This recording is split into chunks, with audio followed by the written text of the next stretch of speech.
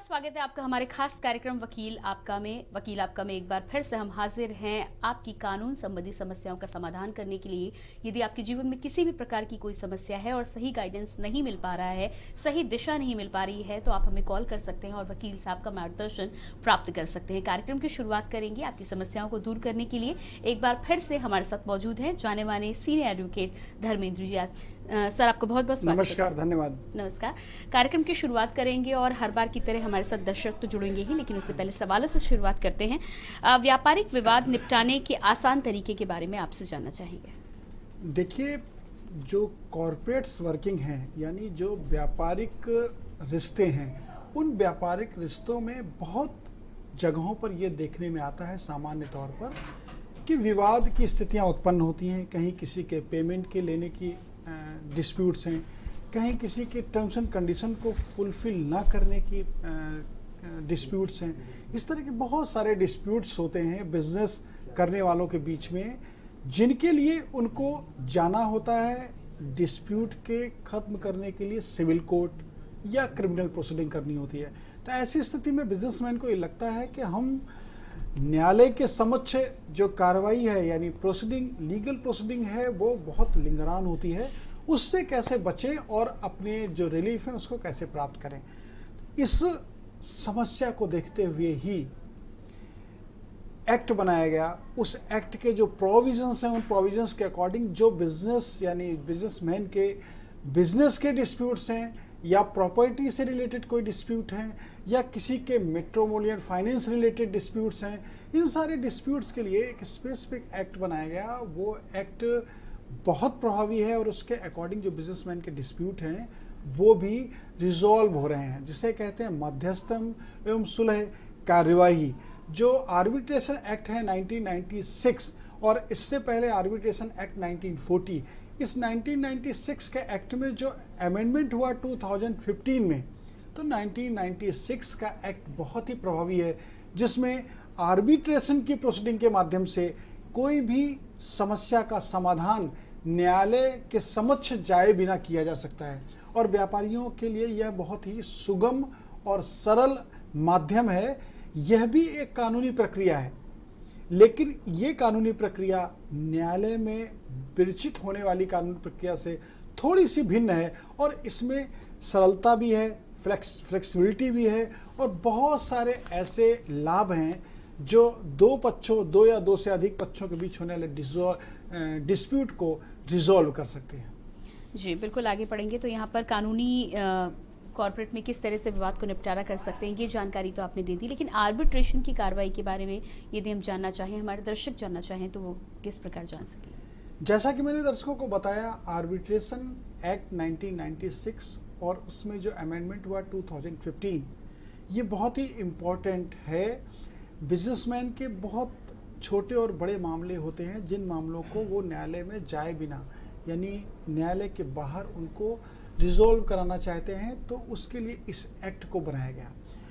जब भी दो या दो से अधिक पक्षों के बीच में कोई बिजनेस होता है, बिल्कुल, माफ कीजिएगा सर, यहाँ पर रोकना चाहेंगे। अपने दर्शकों को सीधे बता दें, हरदोई में इस समय सपा सुप्रीमो अखिलेश यादव रैली को संबोधित कर रहे हैं। आपको सीधे लिए चलते हैं हरदोई, जहाँ पर जनसभा को संबोधित कर रहे हैं। बढ़ाने का काम हुआ था और गुजरात के किसानों ने आंदोलन किया। किसान ने जब आंदोलन किया तो उसका पूरा परिवार साथ खड़ा था। किसान थे, उनके परिवार की जितनी भी महिलाएं सदस्य, सबके सब आंदोलन में आ गए। और उस आंदोलन का नेतृत्व किसी ने किया, तो वो सरदार पटेल जी ने नेतृत्व किया। और उसके बाद जब नेतृत्व में ब्रिटिश हुकूमत को झुका दिया, उसके बाद उनके नाम के आगे सरदार लग गया।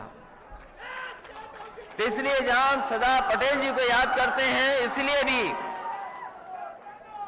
ऐसे नेता नहीं मिलेंगे जिन्होंने देश को एक किया हो। जब हम सरदार पटेल जी की जयंती में हम खड़े हैं, तो हमें उन महापुरुषों को भी याद करना चाहिए जिनकी वजह से हमें आजादी मिली है। राष्ट्रपिता महात्मा गांधी, सरदार पटेल, जवाहरलाल नेहरू और बड़ी संख्या में जो उस समय आंदोलन आजादी का लड़ रहे थे, जिनके लगातार लड़ने की वजह से, संघर्ष की वजह से हमें आजादी मिली, आज हम उन लोगों को भी याद करते हैं। और सरदार पटेल जी का योगदान हम लोग भूल नहीं सकते। जो रियासतें थी, राजा महाराजा थे, आजादी के बाद वो स्टेट्स भारत के अंदर नहीं थी। उन स्टेटों को एकजुट एक जगह लाने का काम अगर किसी ने किया तो उस समय सरदार पटेल जी ने सभी की सभी रियासतों को एक साथ लाने का काम किया। जहां जूनागढ़ की रियासत पाकिस्तान की तरफ देख रही थी, दूसरी बहुत बड़ी रियासत हैदराबाद आजादी के महीनों तक भारत के साथ नहीं जुड़े थे। उस समय उन्हें कोई भी कूटनीति अपनानी पड़ी, कूटनीति अपनाई गई और भारत को एक भारत बनाने का अगर किसी को श्रेय सबसे ज्यादा जाता है तो वो लौह पुरुष सरदार पटेल जी को जाता है। जिन लोगों ने आजादी के पन्ने पलटे होंगे, उस संघर्ष के बारे में पढ़ा होगा, वो जानते होंगे न जाने कितने लोगों को शहीद होना पड़ा, उसके बाद आजादी मिली। और जितने भी हमारे आजादी के नेता थे, उनका एक ही सपना था कि भारत खुशहाली और तरक्की के रास्ते पर जाए। भारत देश जो आजाद हो रहा है, जिस तरीके से दुनिया में देश और आगे बढ़ गए हैं, उसी तरीके से भारत देश भी आगे बढ़ता हुआ दिखाई दे। जो सपना देखा था, अगर हम आज आकलन करें दुनिया के सामने, तो वो हमारा आपका सपना पूरा नहीं हुआ है। इसलिए आज सरदार पटेल जयंती के दिन जब हम सरदार पटेल जी को याद कर रहे हैं, तो ये संकल्प लेकर के जाना चाहिए कि जब तक किसान खुशहाल नहीं होगा तब तक हमारा देश खुशहाल नहीं हो सकता है। ये संकल्प लेकर के हमें जाना पड़ेगा। आज अगर कोई हमारी अर्थव्यवस्था को संभालना है, अगर कोई हमारी अर्थव्यवस्था को संभाल रहा है तो वो हमारे किसान संभाल रहे हैं। किसान की खेती खत्म हो जाए, किसान खेती ना करे तो हमारी अर्थव्यवस्था कहीं बचेगी नहीं। भारत की अर्थव्यवस्था अगर किसी पे टिकी है तो हमारे किसानों पे टिकी है, गांव में रहने वाले लोगों पर टिकी है। अभी हाल ही में जो कोरोना आया था, कोरोना की वजह से सब कुछ रुक गया था, सब कुछ थम गया और ऐसी पाबंदियां लगी कि लोग बाजार नहीं जा सकते थे, दुकानें नहीं खोल सकते थे, होटल रेस्टोरेंट सब बंद थे। ये भी स्कूल बंद रहा होगा, तमाम स्कूल बंद थे, कोई सरकारी स्कूल नहीं चल रहा था।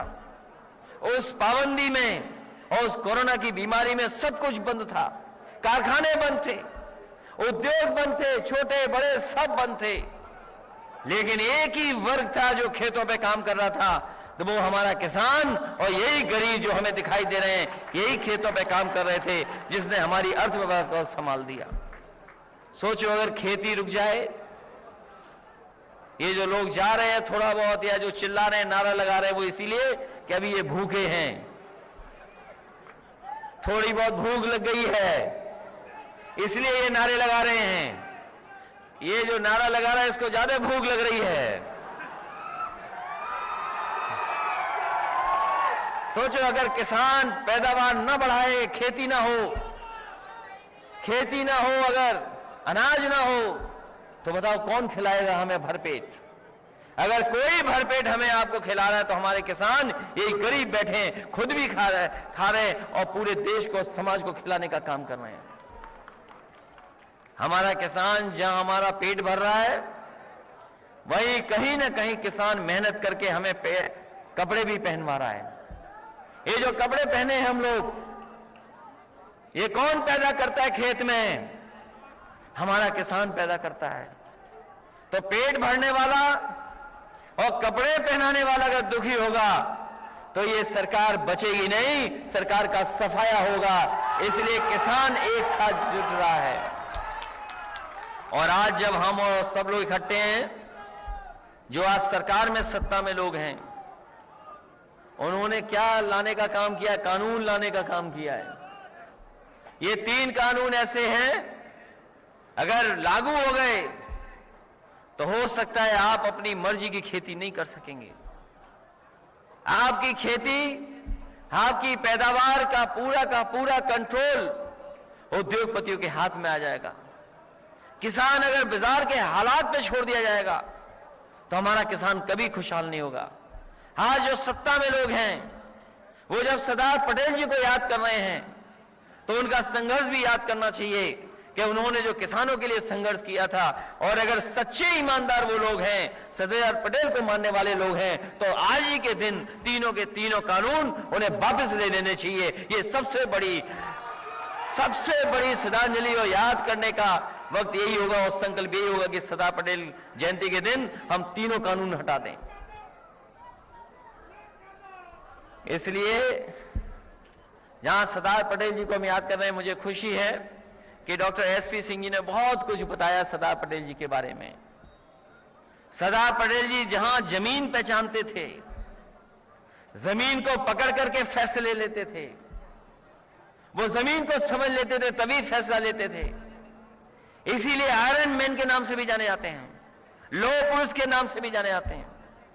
सरदार पटेल जी राष्ट्रपिता महात्मा गांधी, जवाहरलाल नेहरू, जिन्ना एक ही संस्था में पढ़ करके बैरिस्टर बन करके आए थे, एक ही जगह पर पढ़ाई लिखाई की उन्होंने, वो बैरिस्टर बने, उन्होंने आजादी दिलाई। उन्हें किसी भी तरीके से अगर किसी का भी संघर्ष करना पड़ा होगा तो वो पीछे नहीं हटे। एक विचारधारा जिस पे पाबंदी लगाई, अगर किसी ने पाबंदी लगाई थी तो लौह पुरुष सरदार पटेल जी ने उस विचारधारा पर पाबंदी लगाने का काम किया था। आज वही लोग जो देश को एक करने की बात कर रहे हैं वो हमें और आपको जातियों और धर्म में बांट रहे हैं। अगर हम जातियों धर्म में बढ़ जाएंगे तो हमारा देश क्या होगा? दुनिया में हमारे देश की सबसे बड़ी पहचान यही है कि हम अलग अलग जाति के, अलग अलग धर्म के लोग एक साथ एक धरती पर रहने का काम करते हैं। दुनिया में इतनी जाति, इतने धर्म के लोग एक साथ कहीं नहीं रहते जितने भारत में रहते हैं। इसलिए आज के दिन हम जहां सरदार पटेल जी को याद कर रहे हैं, जिन्होंने देश को एक कर दिया, रियासतों को खत्म कर दिया था, तो ये भी फैसला लें कि कोई ताकत ऐसी हो जो जातियों में लड़ाई के, धर्म में लड़ाई कराए, हम नहीं उनकी विचारधारा को मानेंगे। हम समाजवादी विचारधारा जो हमारा आपको वही एक सिलेंडर अगर मिला तो मिला, उसके बाद नहीं मिलता। हमारी सरकार आपको साल में 3 सिलेंडर मुफ्त देगी। आप मेरे दिल के बहुत करीब हो, आपके लिए सब कुछ। आप जब सरकारी बस में यात्रा करेंगी तो आपकी यात्रा मुफ्त होगी। आंगनबाड़ी और आशा बहुएं दिन रात काम करती हैं, उनको कम से कम 10,000 रुपए का मानदेय मिलेगा। कोरोना में बहुत लोगों ने बहुत संकट का संघर्ष किया, बहुत संकट का सामना किया। हमारा संकल्प है कि कोई भी बीमारी हो 10 लाख तक उसका मुफ्त इलाज सरकार कराएगी।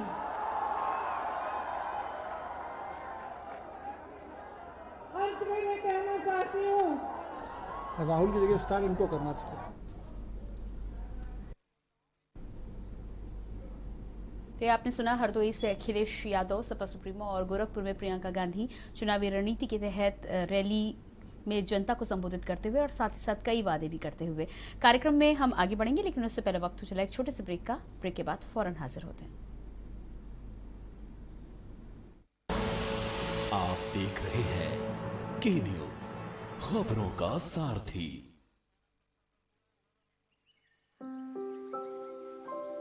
मैं शाइना, दिल्ली गवर्नमेंट स्कूल की एक स्टूडेंट।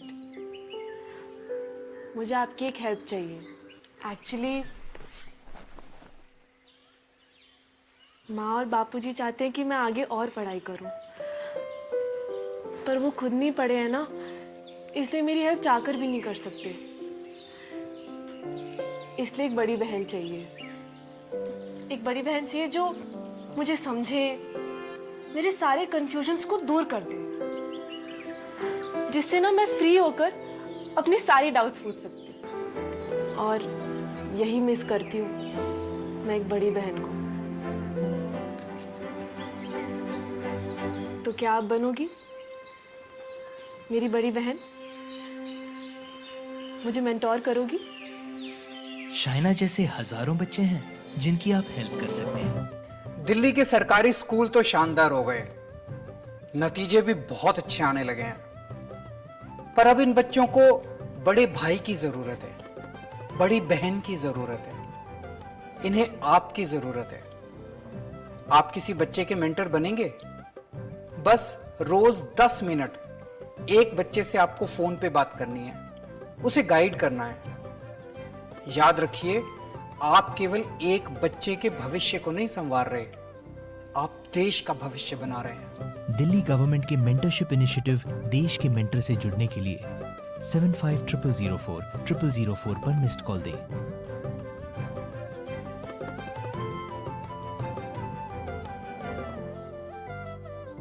खुदी को आजमाया है तो ये अंदाज आया है, खुदी को आजमाया है तो ये अंदाज आया है। तुम में भी मैं हूं, शुद्ध प्लस पान मसाला। चलो यहाँ पर सही से स्पेलिंग करो। पूजा, मैं मार्केट से आता हूँ। मिस्टर, कार की चाबी? नहीं, मैं पैदल ही जाऊंगा। पापा, not bad. हाँ यार, अपनी दिल्ली सरकार बोलती है कि पॉल्यूशन कम करने के लिए हफ्ते में एक बार अपनी गाड़ी से एक ट्रिप कम करें और उसकी बजाय पब्लिक ट्रांसपोर्ट या कारपूल का इस्तेमाल करें। It's a small request, make sense, no? Yes, और ये बात मैं आपसे कब से कह रही थी, लेकिन मैं हेल्थ के पॉइंट ऑफ व्यू से बोल रही थी। यू नो व्हाट, मैं भी यही सोच रहा हूँ कि जब दिल्ली सरकार और घर की सरकार एक ही बात बोल रही है तो सुन ही लेना चाहिए। चलो यू गाइस कैरी ऑन, मैं चलता हूँ, बाय। बाय पापा। एक हफ्ते में आप जितनी बार गाड़ी निकालते हैं, अब से बस एक बार कम निकालें। बस एक ट्रिप कम, आप मिलकर अपने हिस्से का पोल्यूशन कम करें। हफ्ते में गाड़ी का बस एक ट्रिप कम करें। आप देख रहे हैं के न्यूज, खबरों का सारथी।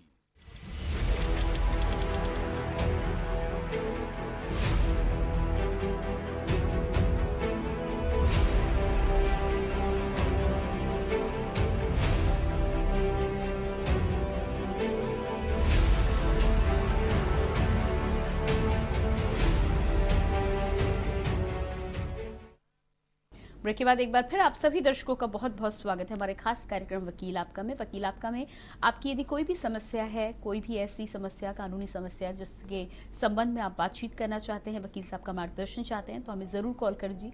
कॉल करने के लिए नंबर्स आप अपनी टेलीविजन स्क्रीन पर देख पा रहे हैं। आगे बढ़ेंगे हम, और सर हम बातचीत कर रहे थे आर्बिट्रेशन की कार्रवाई को लेकर। आपसे जानना चाहेंगे कि कैसे होती है ये कार्रवाई। जैसा कि मैंने दर्शकों को बताया कि जो भी डिस्प्यूट व्यापारिक होते हैं, उन व्यापारिक विवाद को निस्तारित करने के लिए जो एक्ट है, आर्बिट्रेशन एक्ट 1996, और इसमें जो अमेंडमेंट 2015 में हुआ, उसके साथ में जो व्यापारिक विवाद हैं उनको निस्तारित करना और सुगम हो गया और सरल हो गया। जो व्यापारिक विवाद हैं, उन व्यापारिक विवाद में दो या दो से अधिक पक्षों के मध्य में जब भी कोई बिजनेस ट्रांजैक्शन होता है तो उसके लिए एक कॉन्ट्रैक्ट होता है, और वो कॉन्ट्रैक्ट सामान्य तौर पर जब भी दो या दो से अधिक पक्षों के बीच का बिजनेस ट्रांजैक्शन होता है तो उस कॉन्ट्रैक्ट को ही बेस करके आगे बिजनेस को रन किया जाता है। अर्थात उसकी जो टर्म्स एंड कंडीशन है, उन टर्म्स एंड कंडीशन को बोथ पार्टीज फॉलो करती हैं। अब यहाँ पर आर्बिट्रेशन को इन्वॉल्व करने की आवश्यकता क्यों महसूस हुई? जब भी इस तरह का कोई कॉन्ट्रैक्ट हुआ जिस कॉन्ट्रैक्ट के अकॉर्डिंग बिजनेस रन किया, तो वहाँ पर अंतिम स्थिति में, यानी विवाद की अंतिम स्थिति में आर्बिट्रेटर का अपॉइंटमेंट बोथ पार्टीज के द्वारा किया सकता है। ऐसी टर्म्स एंड कंडीशन मेंशन होती हैं। साथ ही साथ सोल आर्बिट्रेटर के अलावा यदि ये चाहते हैं कि कोई आर्बिट्रेशन करने के लिए एक टीम हो, यानी एक ट्रिब्यूनल हो, तो उस ट्रिब्यूनल के लिए भी विषम संख्या में आर्बिट्रेटर का अपॉइंटमेंट हो सकता है, यानी 3, 5, 7, 11 इस तरह से आर्बिट्रेटर का अपॉइंटमेंट किया जा सकता है। अब जब इस तरह के क्लॉजेज होते हैं कॉन्ट्रैक्ट में, तो उन कॉन्ट्रैक्ट में जो क्लॉजेज हैं उनका निश्चित रूप से बोथ पार्टीज़ को अनुपालन करना होता है। और मध्यस्थम की कार्रवाई के लिए यह आवश्यक नहीं है कि यदि मध्यस्थम की कार्रवाई हो रही है तो दोनों पक्षकार न्यायालय के समक्ष नहीं जा सकते हैं। न्यायालय के समक्ष भी अलग अलग बिंदुओं पर अलग अलग कार्रवाई के प्राविधान हैं। लेकिन प्रथम दृष्टया यदि दो पक्षों या दो से अधिक पक्षों के बीच में कोई व्यापारिक विवाद है, वो व्यापारिक विवाद उनके पैसे के लेन देन का हो, वो व्यापारिक विवाद उनके संपत्ति के संबंध में हो, वो व्यापारिक विवाद उनके आपसी किसी शर्त का अनुपालन न करने के संबंध में हो, तो निश्चित रूप से इस तरह के कोई विवाद न्यायालय में जाए बिना न्यायालय के बाहर एक सरल और सुगम तरीके से निस्तारित होने की प्रक्रिया आर्बिट्रेशन एक्ट 1996 के अंतर्गत है। जी बिल्कुल, हमारे साथ कॉलर जुड़े हुए हैं, राम नंदराय जी पटना से हमारे साथ जुड़े हुए हैं। जी बहुत बहुत स्वागत है आपका, अपना सवाल रखें आप। जी ये हमारी मैसेज जो है काजल मुखर्जी जी, ये मेरी वाइफ है और इनके पिताजी इनको 2.5 कट्ठा जमीन गिफ्ट में दिए थे जी, शादी के बाद गिफ्ट में दिए थे।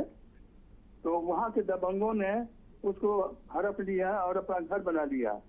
इसके संबंध में 2 दफे केस भी उन लोगों ने किया था, लेकिन उनकी हार हो गई, हम लोग की जीत हो गई जी। लेकिन फिर भी जबरदस्ती दबंगई पर रह रहा है।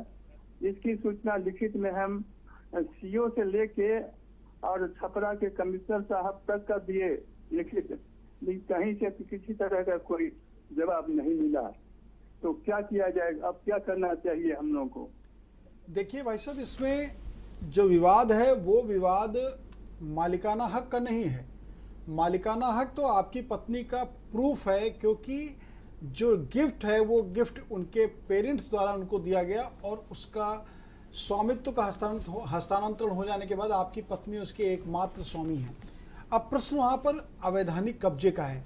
यदि अवैधानिक कब्जे को किसी ने कर रखा है और उनके द्वारा कोई सूट न्यायालय के समक्ष फाइल किया गया और वो सूट भी आपके फेवर में डिसाइड हो गया, तो ऐसी परिस्थिति में आपका जो टाइटल है, टाइटल बिल्कुल क्लियर है। आपको पोजीशन लेने के लिए सिविल प्रोसेस से, चूंकि वहाँ पर घर बन गया है, अगर वो एग्रीकल्चर लैंड होती तो उसके लिए आप रेवेन्यू कोड के प्रोसीजर को अडॉप्ट कर सकते थे, लेकिन घर बन गया है इसलिए आपको सिविल प्रोसेस से उनको इजेक्टमेंट करने का प्रोसेस न्यायालय के समक्ष करना चाहिए, अर्थात बेदखल करने का मुकदमा न्यायालय के समक्ष दाखिल करना चाहिए। प्रशासनिक रूप से जो आपने प्रार्थना पत्र दिए हैं, प्रशासनिक अधिकारी किसी को भी बिना किसी न्यायालय के आदेश के ना तो किसी के घर में एंट्री करा सकता है और ना उसको बेदखल कर सकता है। ये विधि व्यवस्था बिल्कुल प्रतिस्थापित है। तो ऐसी स्थिति में आपको मेरी ओपिनियन ये है कि आप जो इलीगल ट्रेस पासर हैं आपके प्रेमाइसेस में, उनके लिए आप एक इजेक्टमेंट का सूट फाइल करिए सिविल कोर्ट में और उस बेदखली के मुकदमे को एक्सपीडाइट कराइए, उसको जल्दी से जल्दी सुनवाई कराते हुए बेदखली का आदेश पारित कराइए। जब मालिकाना हक आपका है, भौतिक कब्जा अभी आपका नहीं है, उन लोगों ने कर रखा है, तो उस भौतिक कब्जे से उनको बेदखल करने के लिए और आपका भौतिक कब्जा किए जाने के लिए न्यायालय स्पेसिफिक ऑर्डर कर सकती है सिविल केस के माध्यम से। तो आपको सिविल कोर्ट में सिविल सूट फाइल करते हुए अपना रिलीफ प्राप्त करना चाहिए। जी बिल्कुल, आगे बढ़ेंगे। और आर्बिट्रेटर नियुक्त करने का तरीका क्या है?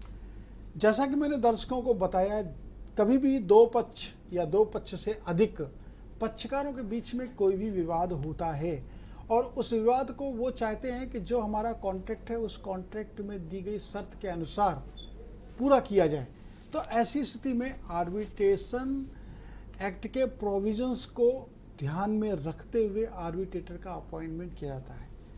दो पक्ष जिनके बीच विवाद है वो किसी एक तीसरे व्यक्ति को भी आर्बिट्रेटर अपॉइंट कर सकते हैं, जिसको सोल आर्बिट्रेटर कहते हैं। और वो एक व्यक्ति को अगर नहीं रखना चाहते हैं, कई व्यक्तियों को रखना चाहते हैं, तो उसके लिए उनको विषम संख्याओं में लोगों की नियुक्ति करनी चाहिए।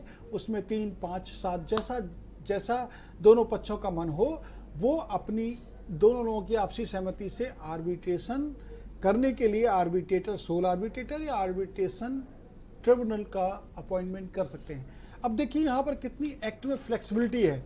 दो बच्चों के बीच का विवाद जो होने की संभावना है या हो रहा है, उसके लिए उनको अपना जज भी चुनने का अधिकार है, और उनको अपना जज चुनने का अधिकार है। तो वहाँ पर एक बात बहुत महत्वपूर्ण है कि वो जो आर्बिट्रेटर अपॉइंट होंगे उनका किसी पार्टी की तरफ से कोई इंटरेस्ट ना हो।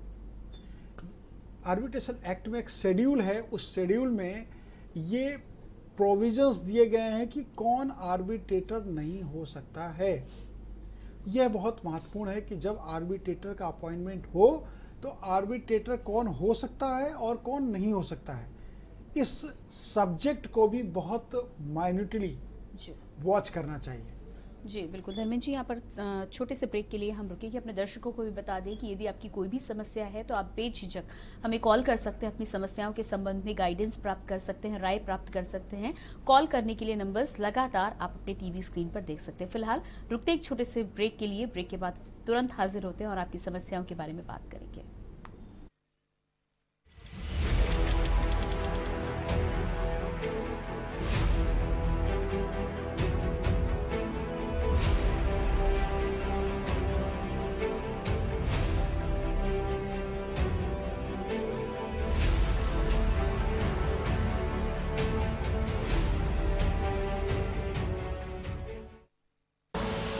आप देख रहे हैं के न्यूज, खबरों का सारथी।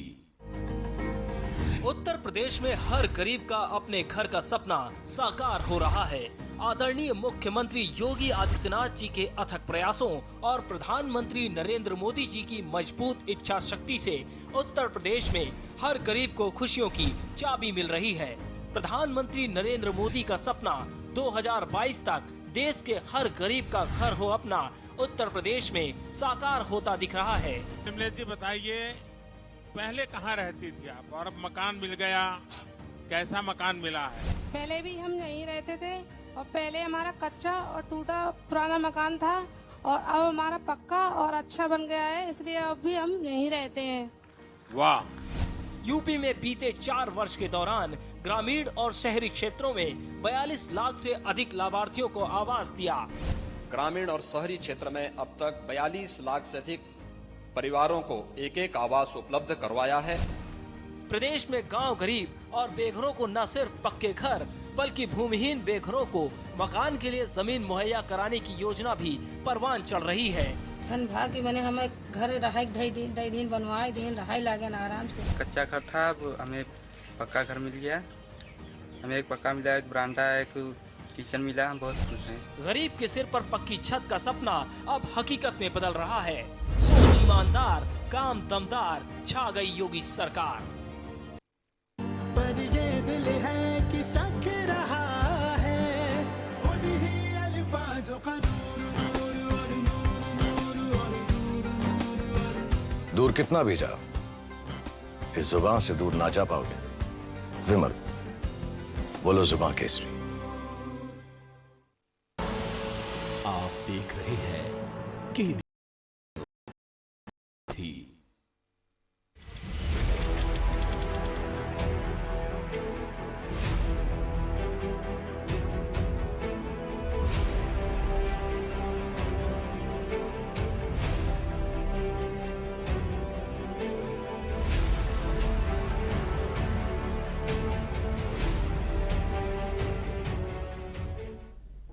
ब्रेक के बाद एक बार फिर आप सभी दर्शकों का बहुत बहुत स्वागत है हमारे खास कार्यक्रम वकील आपका में। वकील आपका में कानून संबंधी समस्याओं के बारे में हम बातचीत कर रहे हैं। आपकी भी यदि कोई समस्या है तो हमें ज़रूर कॉल करिए। सर, आगे बढ़ेंगे हम और तमाम सवालों के बारे में बातचीत कर रहे हैं। अगला सवाल ये है कि क्या आर्बिट्रेशन होने पर न्यायालय जा सकते हैं?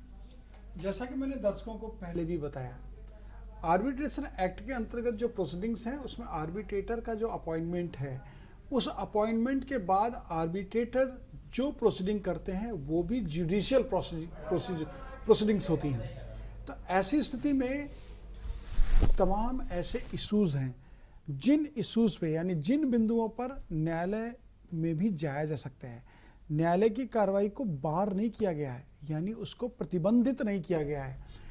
आप जब भी आर्बिट्रेशन की प्रोसीडिंग्स हों, आर्बिट्रेशन की प्रोसीडिंग होने पर जो आर्बिट्रेटर महोदय का अवार्ड होता है, वो अवार्ड भी एक जुडिशियल ऑर्डर और जजमेंट होता है, जिससे एग्रीव्ड होने के बाद जो भी पक्ष एग्रीव्ड होता है वो उस पर ऑब्जेक्शन फाइल करता है या उसकी अपील करता है, वो सेशन कोर्ट में होती है।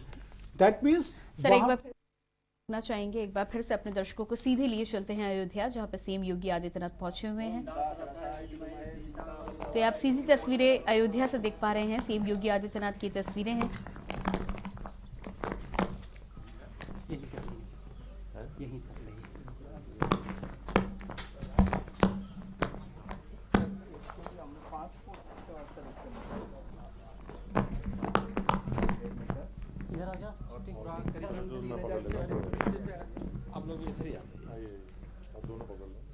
तो ये आप तस्वीरें देख पा रहे हैं, अयोध्या की तस्वीरें हैं, सीएम योगी आदित्यनाथ पहुंचे हैं। आपको बता दें कि काबुल से जल चढ़ाने के लिए विशेष तौर पर प्रधानमंत्री मोदी को हिंदू समुदाय की लड़की ने जल दिया था, लोगों ने जल दिया था।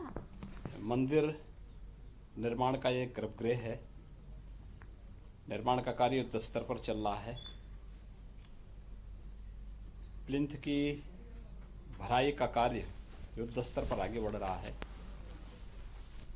आज यहाँ पर गंगा जल और काबुल नदी का जल एक साथ मिलाकर के प्रधानमंत्री मोदी जी के निर्देश पर काबुल से एक बालिका ने भय के साये में जी रही उन तमाम बालिकाओं और महिलाओं के दर्द को वहाँ से भेजा है। उनकी पीड़ा के साथ भारत की संवेदना को जोड़ते हुए, उन सब का सम्मान करते हुए यहाँ पर मुझे मर्यादा पुरुषोत्तम भगवान श्री राम की इस पावन जन्मस्थली पर इस जल को अर्पित करने का भी सौभाग्य प्राप्त हुआ है। कार्य प्रारंभ होते समय ये प्रयास हुआ था कि देश के सभी, दुनिया के सभी पवित्र नदियों का और भारत के सभी प्रमुख तीर्थों का जल यहाँ पर लाया जाए। उस बालिका के मन में भी उस समय भाव रहा होगा।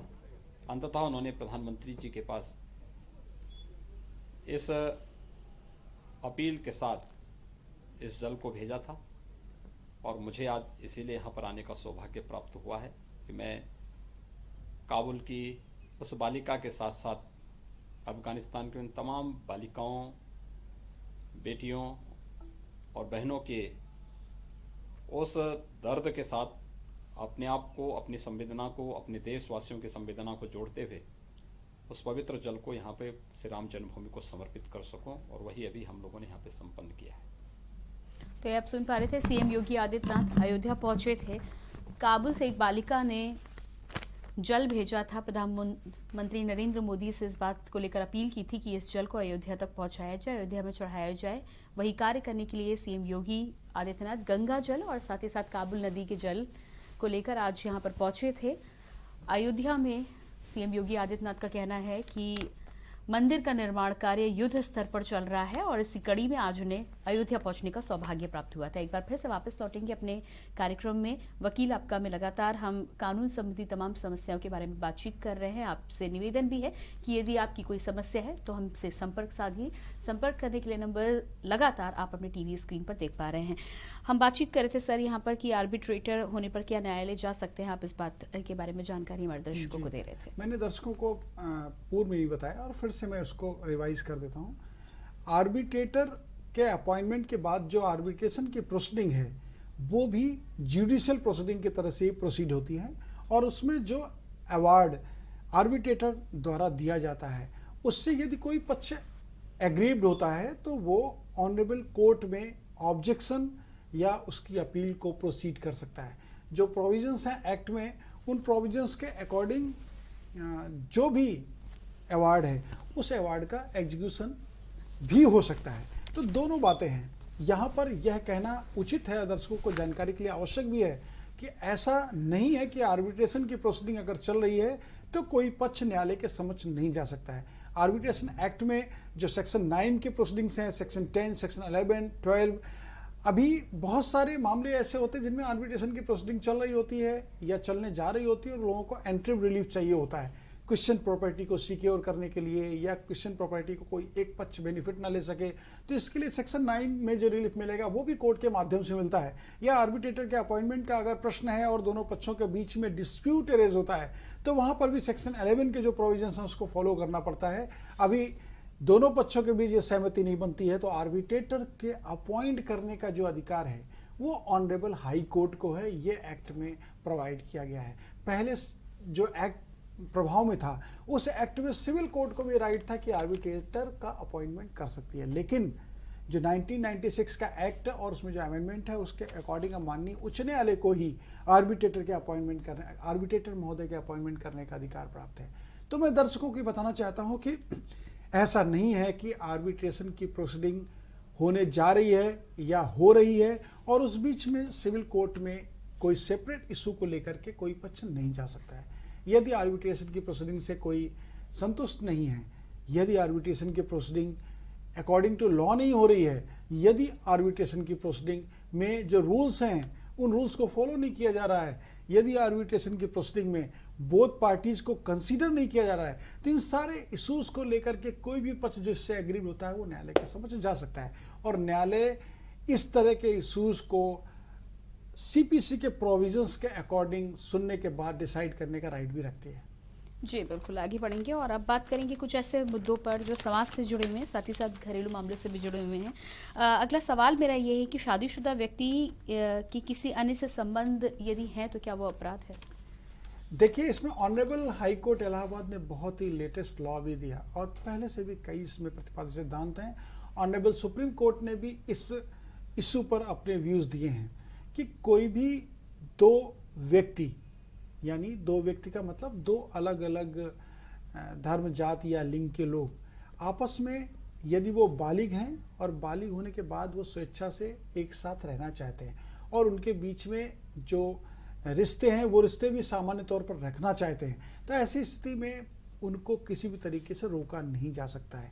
अर्थात उन दोनों लोगों की अपनी सहमति का विधिक महत्व है, उनके ये कॉन्स्टिट्यूशनल राइट हैं कि वो स्वेच्छा से कहीं पर रह सकते हैं। लेकिन यहाँ पर ऑनरेबल कोर्ट ने अपने व्यूज देते हुए एक बात को जरूर मेंशन किया कि सामाजिक मर्यादा का भी उल्लंघन नहीं होना चाहिए और दोनों जो पक्ष हैं उन पक्ष की अपनी सहमति संस्कृति में परिवर्तित होती है तो वो उनका अपना एक कॉन्स्टिट्यूशनल राइट है, यानी स्वाभिवेक है, उसके अकॉर्डिंग वो जीवन यापन कर सकते हैं या आपसी शारीरिक संबंध बना सकते हैं या समाज में रह सकते हैं। लेकिन उनके बीच में जो ये रिलेशन है वो रिलेशन को लीगलिटी नहीं दी जाएगी, लेकिन वो इलीगल भी नहीं होगा। यहाँ पर लॉ बिल्कुल साइलेंट पोजीशन में है, तो इसे क्राइम नहीं माना गया लेकिन इसको लीगल भी नहीं माना गया। ऐसी परिस्थिति में जो ऑनरेबल कोर्ट का व्यू है उसमें दोनों पक्ष यदि बालिग हैं तो आपसी सहमति से एक साथ रह सकते हैं, एक साथ उनके संबंध हो सकते हैं और एक साथ सामाजिक जीवन भी वो जी सकते हैं। जी बिल्कुल। धर्मेंद्र जी, जब ये सवाल सामने आया है तो यहाँ पर एक तरह से सहमति कोर्ट की तरफ से ज़रूर मिली है, लेकिन इस तरह के मामलों में अक्सर जो देखा गया है कि किसी भी पक्ष के, दोनों में से किसी भी पक्ष का यदि दूसरा स्पाउस जो होता है या पति या पत्नी जो भी हो, वो यदि इस पर आपत्ति खड़ी करता है तो किस तरह से इस पर कार्रवाई होगी?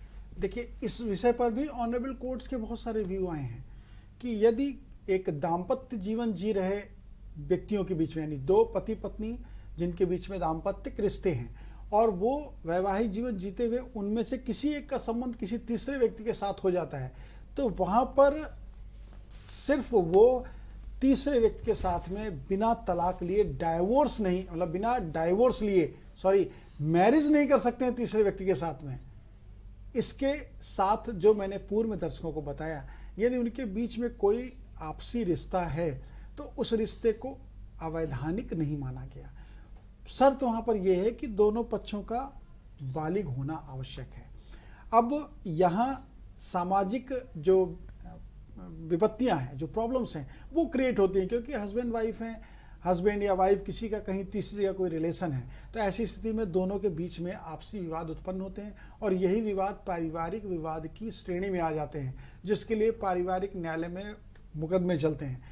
दर्शकों को ये भी मालूम है कि आजकल जो पारिवारिक न्यायालय मुकदमे हैं वो बहुतायत में आते हैं, तो उसके पीछे बहुत सारी कंडीशंस हैं। उनमें एक कंडीशन ये भी है, बहुत सारे जो डाइवोर्स के केस आते हैं हिंदू मैरिज एक्ट में सेक्शन 13 या 13B या 13A जिन प्रोविजंस में भी आते हैं, वहाँ पर भी ये बहुत महत्वपूर्ण इशू के रूप में है, क्योंकि महत्वाकांक्षाएं दोनों पक्षों की यदि आर्थिक समृद्धि के लिए हैं तो उनके बीच में ये भी एक सामाजिक बंधन होता है कि हम दोनों लोग ऑनेस्ट होकर अपने अपने दाम्पत्य जीवन को अच्छे से चलाएं। लेकिन यहाँ पर यदि कोई तीसरे पक्ष से किसी भी तरह का रिलेशन है तो उस रिलेशन में कोई इलीगलिटी या पनिशमेंट के राइट अभी आईपीसी के जो प्रोविजंस है उसके अकॉर्डिंग नहीं है, और इसमें कोर्ट के व्यू भी बहुत क्लियर आए हैं। लेकिन यहाँ मैं ये भी बताना चाहूँगा, यदि इस तरह का कोई प्रमाण पति या पत्नी में से किसी के भी संबंध कहीं तीसरी जगह है और मिल जाते हैं कि उन्होंने आपस में विवाह कर लिया है, तो फिर आईपीसी का जो प्रोविजन है 494/494 आईपीसी उसके अंतर्गत एफआईआर दर्ज हो सकती है, और वो एफआईआर नॉन बेलेबल, ये जो सेक्शन है नॉन बेलेबल ऑफेंस के रूप में और गंभीर अपराध माना जाता है। तो ऐसी स्थिति में यदि विवाह नहीं हुआ है तो आपसी सहमति से सामान्य जीवन जी सकते हैं, इसको कहीं किसी कानून के माध्यम से बाहर नहीं किया गया है।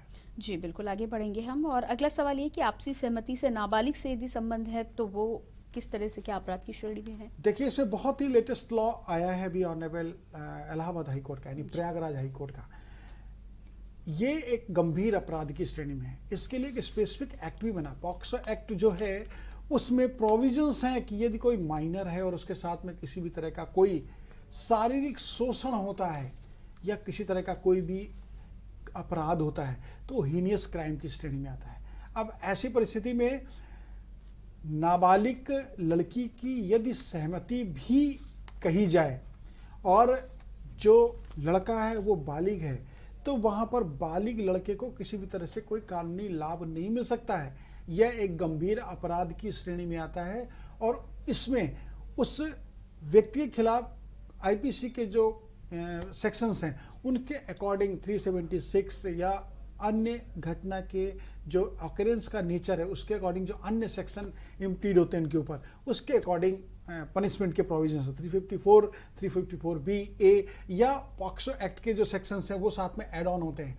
अभी यहाँ पर यह जानना बहुत ही आवश्यक है, जिस पर विधि व्यवस्थाएं बहुत ही स्पष्ट रूप से हैं, कि कोई भी नाबालिग लड़की के साथ में कोई भी बालिग व्यक्ति या नाबालिग व्यक्ति भी किसी भी तरह का कोई अपराध करता है तो ऐसी स्थिति में वो अपराध गंभीर अपराध की श्रेणी में आता है, और उसमें जो आईपीसी के सेक्शन है उसके अंतर्गत 7 साल की सजा से लेकर के आजीवन कारावास तक की सजा के प्रोविजंस हैं। जी बिल्कुल। अगला सवाल भूमि प्रयोग को लेकर है। भूमि प्रयोग परिवर्तन का तरीका क्या है? देखिए, भू प्रयोग जो होता है वो अलग अलग नेचर का होता है। एग्जाम्पल मैं दर्शकों को बताना चाहूँगा, एग्रीकल्चर लैंड का यूज़ हो रहा है, नॉन एग्रीकल्चर लैंड का यूज़ हो रहा है। एग्रीकल्चर में तो आप एक ही प्लेटफॉर्म है एग्रीकल्चर, यानी वहाँ जो कृषक हैं वो वहाँ पर किसी भी फसल को उगा रहे हैं, वो किसी भी फसल को उगा सकते हैं, उसका एग्रीकल्चर रूप में यूज़ हो रहा है। अब बहुत सारे एरियाज़ में जो डेवलपिंग एरियाज़ हैं वहाँ पे एग्रीकल्चर लैंड को नॉन एग्रीकल्चर में कन्वर्ट किया जाता है। अगर हम यूपी की बात करते हैं तो यूपी में जो रेवेन्यू कोड है उस रेवेन्यू कोड में पहले रेवेन्यू कोड जो प्रचलन में था उसमें 143 की प्रोसीडिंग्स थी, सेक्शन 143 की, जिसके अकॉर्डिंग लैंड यूज चेंज किया जाता था। लेकिन जो प्रेजेंट में रेवेन्यू कोड है उसके अंतर्गत सेक्शन 80 के जो प्रोविजंस हैं उन प्रोविजंस को फॉलो करते हुए एसडीएम या एसडीएम के समकक्ष कोई दूसरा सक्षम प्राधिकारी जो इस रेवेन्यू कोड के अंतर्गत इस इशू का वैधानिक विचारण कर सकता है, तो निश्चित रूप से लैंड यूज को चेंज कर सकते हैं, लैंड यूज को चेंज करने का आदेश कर सकते हैं जी। लेकिन यहाँ पर यह भी देखना आवश्यक है कि लैंड यूज जो चेंज, लैंड का जो यूज चेंज हो रहा है वो किस पर्पज़ के लिए है। यदि वो गैर कृषक हो गया तो गैर कृषक के बाद तो बहुत सारी ऐसी सिचुएशंस हैं जिनमें लैंड यूज होता है, आवासीय भी हो सकता है, इंडस्ट्रियल भी हो सकता है, और जो व्यापारिक भी हो सकता है। तो ऐसी स्थिति में जब लैंड यूज चेंज हुआ तो उसका नेचर क्या हो गया, यह भी एक महत्वपूर्ण इशू है जी। यहाँ पर इस इशू को भी गहनता से देखना चाहिए, और लैंड यूज चेंज होने के बाद जो राइट हैं वो राइट रेवेन्यू कोड के, यानी जो प्रशासनिक अधिकारी जिनके पास रेवेन्यू कोड के जी, अंतर्गत बिल्कुल। कार्रवाई करने का अधिकार है, उनके राइट समाप्त हो जाए। इसको लेकर आगे भी बातचीत करेंगे, लेकिन फिलहाल वक्त हो चला एक छोटे से ब्रेक का। छोटे से ब्रेक के लिए रुकते हैं, फौरन हाजिर होते हैं।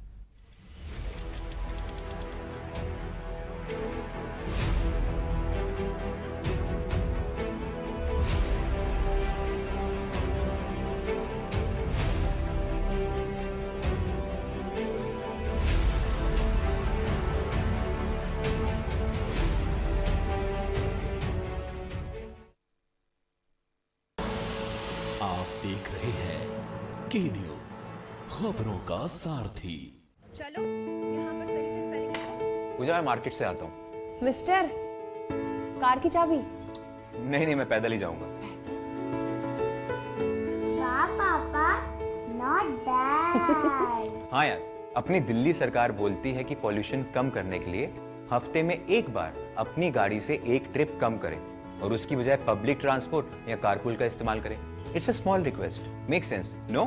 यस, और ये बात मैं आपसे कब से कह रही थी, लेकिन मैं हेल्थ के पॉइंट ऑफ व्यू से बोल रही थी। यू नो व्हाट, मैं भी यही सोच रहा हूँ कि जब दिल्ली सरकार और घर की सरकार एक ही बात बोल रही है तो सुन ही लेना चाहिए।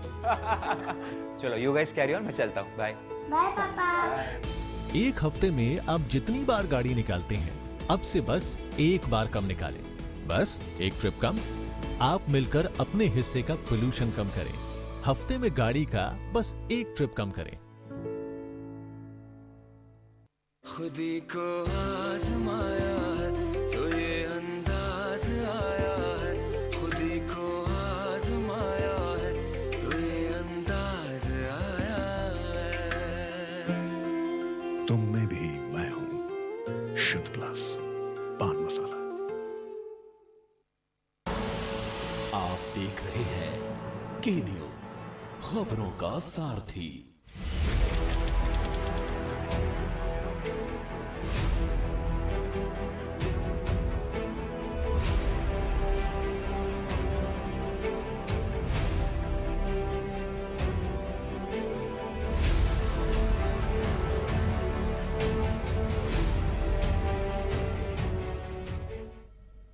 ब्रेक के बाद एक बार फिर आपका बहुत बहुत स्वागत है कार्यक्रम वकील आपका में। आगे बढ़ेंगे हम और इससे पहले सवालों को लेकर बातचीत करें। कानपुर से हमारे साथ दर्शक अनिल जुड़े हुए हैं, बहुत बहुत स्वागत है आपका। अपना सवाल रखें आप।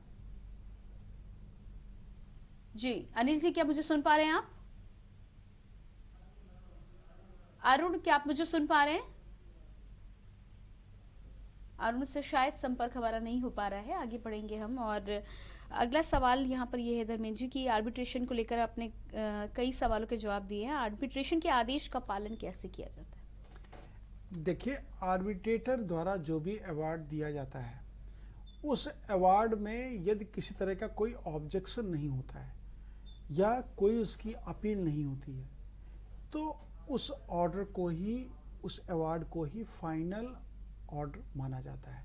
अब ऐसी परिस्थिति में उसका एग्जीक्यूशन, उसका जो निष्पादन है वो किस प्रकार हो, उसके लिए आर्बिट्रेशन एक्ट में जो प्रोविजंस हैं 33, 34 में जब ऑब्जेक्शन या अपील का किसी के द्वारा कोई रेज नहीं किया जाता है, जो जिसका क्षेत्राधिकार माननीय जिला जज महोदय के समक्ष अपना प्रार्थना पत्र प्रस्तुत करने का है। यहाँ यह भी दर्शकों को बताना आवश्यक है कि जब आर्बिट्रेशन की प्रोसीडिंग के लिए कोई स्टार्टिंग होती है, यानी कोई कॉन्ट्रैक्ट बनता है, तो उस कॉन्ट्रैक्ट में प्लेस भी मेंशन किया जाता है कि इस प्लेस पर आर्बिट्रेशन होगा। वो सिर्फ इसलिए होता है कि आगे कोई अगर कोर्ट में जाने का प्रोसेस हो किसी भी पक्ष के द्वारा, तो जिस प्लेस में आर्बिट्रेशन की प्रोसीडिंग्स हैं उस प्लेस में, या जहाँ पर उसको कॉन्ट्रैक्ट में लिखा है कि यहाँ पर लीगल प्रोसीडिंग्स हो सकती हैं, उस कोर्ट में जो भी एग्रीव्ड पर्सन है वो जा सकता है। तो आर्बिट्रेशन एक्ट में जब कोई अवार्ड हो जाता है और उसका कोई ऑब्जेक्शन नहीं होता है, तो निश्चित समय के अंदर, यानी 60 डेज और 30 डेज, 90 डेज के ड्यूरेशन के बाद एग्जीक्यूशन की प्रोसीडिंग को भी सेक्शन 36, 37 के जो प्रोविजन को फॉलो करते हुए किया जा सकता है। एग्जीक्यूशन सिविल प्रोसेस से होता है, अर्थात जो आर्बिट्रेटर हैं वो अगर जुडिशियल ऑफिसर नहीं भी हैं, लेकिन उनके द्वारा जुडिशियल प्रोसेस को अडॉप्ट करते हुए कोई अवार्ड दिया गया है, तो वो एक जुडिशियल अवार्ड ही माना जाएगा और उसका एग्जीक्यूशन, उसका निष्पादन सिविल प्रोसेस से सिविल कोर्ट के द्वारा कराया जाएगा, जिस प्रकार से अन्य रेवेन्यू ऑर्डर्स या अन्य सिविल ऑर्डर्स का एग्जीक्यूशन होता है। सर आगे बढ़ेंगे हम, हमारे साथ कॉलर राहुल जुड़े हुए हैं, जान लेते हैं कि क्या कहना चाहते हैं। जी राहुल जी, बहुत बहुत स्वागत है। जी अपना सवाल रखें आप। हाँ जी, सवाल ये है मेरा कि मैं डाइवोर्स का केस किया है मैंने, और यूपी में किया है, कानपुर से। तो इन्होंने जो सेकंड पार्टी मेरे अपोनेंट हैं, उन्होंने इसको हाई कोर्ट में किया है ट्रांसफर के लिए दिल्ली।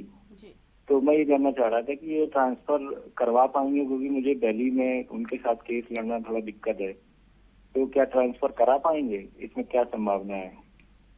देखिए, आपने कानपुर में कोई केस किया है, यानी आपका जो जुडिशियल जुरिस्डिक्शन है ऑनरेबल हाई कोर्ट का कानपुर का, तो वो इलाहाबाद है, यानी प्रयागराज है। तो ऐसी परिस्थिति में यदि कोई रिट उनके द्वारा प्रयागराज ऑनरेबल हाई कोर्ट के समक्ष प्रस्तुत की गई है, तो वो रिट में इस तरह का कोई ऑर्डर नहीं हो सकता है।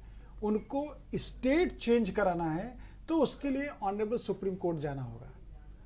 ऑनरेबल हाई कोर्ट का जुरिस्डिक्शन स्टेट वाइज होता है।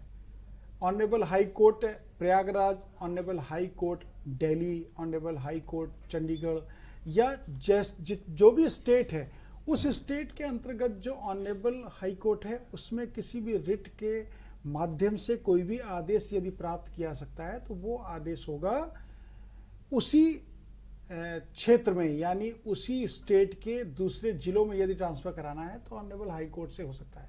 लेकिन अगर उन्हें स्टेट चेंज कराना है, उत्तर प्रदेश से केस उनको दिल्ली ले जाना है या उत्तर प्रदेश से किसी अन्य प्रदेश में ले जाना है, तो उनको ऑनरेबल सुप्रीम कोर्ट के समक्ष अपनी याचिका को प्रस्तुत करना होगा, तभी उनको कोई रिलीफ मिल सकता है। और यहाँ पर संभावना है, जो ऑनरेबल सुप्रीम कोर्ट के व्यूज़ हैं उसके अकॉर्डिंग, जहाँ पर महिला पीड़ित पक्ष निवास कर रही है, उस क्षेत्राधिकार में अपने मुकदमे का स्थानांतरण की वो प्रोसीडिंग्स कर सकती हैं। लेकिन आपका भी अपना जो फैक्ट है वो बहुत ही स्ट्रॉन्ग फैक्ट है कि यदि दिल्ली में मुकदमा ट्रांसफ़र होता है और वहाँ पर आप पैरवी करने जाते हैं, तो आपके साथ में कोई भी मिसहैपनिंग हो सकती है, क्योंकि दूसरा पक्ष वहाँ पर बहुत ही सबल यानी स्ट्रॉन्ग पोजीशन में है। तो आपका अगर ये पक्ष न्यायालय के समक्ष प्रमुखता से और प्रबलता से किसी अच्छे अधिवक्ता के माध्यम से प्रस्तुत किया जाता है, तो बहुत सारे पिटीशन ऑनरेबल हाई कोर्ट में, ऑनरेबल सुप्रीम कोर्ट में ट्रांसफ़र पिटीशन रिजेक्ट भी होती है। तो ज़रूरी नहीं है कि आपके अगेंस्ट में जो पिटीशन फाइल हुई है ट्रांसफ़र की, वो टीए अलाउ ही हो जाए, वो टीए रिजेक्ट भी हो सकता है, बशर्ते आपको वैधानिक रूप से स्ट्रॉन्ग प्रोसीडिंग करनी चाहिए अपने तरफ से। जी बिल्कुल। असम से हमारे साथ अगले कॉलर सुजीत कुमार जुड़े हुए हैं। जी सुजीत जी, स्वागत है आपका, अपना सवाल रखें आप। सुजीत, क्या आप मुझे सुन पा रहे हैं? हाँ जी, सुन रहे जी, अपना सवाल रखें आप। मेरा सवाल ये है कि हम लोग सहारा इंडिया में पैसा जमा करके रखे हैं, तो पैसा नहीं मिल रहा है सहारा से, तो मतलब बहुत परेशान है हम लोग। तो इसका मतलब कैसे क्या होगा, पैसा नहीं मिल रहा है, केस भी नीचे जा रहा है? नहीं, देखिए, आप जो आपका जो अपनी समस्या है वो समस्या अति गंभीर है, और वो समस्या मुख्यतः पूरे भारतवर्ष में है जिन्होंने अपने अपने इन्वेस्टमेंट किए हैं। तो आप की यदि कोई फिक्स डिपॉजिट थी, या आप कोई डेली डिपॉजिट की स्कीम में इन्वॉल्व थे, या आपकी रिकरिंग डिपॉजिट की कोई स्कीम थी, तो आप अपने अमाउंट को, यदि मैच्योरिटी हो गई है तो आप लेने के हकदार हैं। अभी जो कंपनी है, उस कंपनी में कुछ वैधानिक विवाद हैं, उन विवादों की वजह से लोगों के भुगतान नहीं हो पा रहे हैं। तो आपको सिविल कोर्ट में प्रोसेस करना चाहिए अपनी रिकवरी का।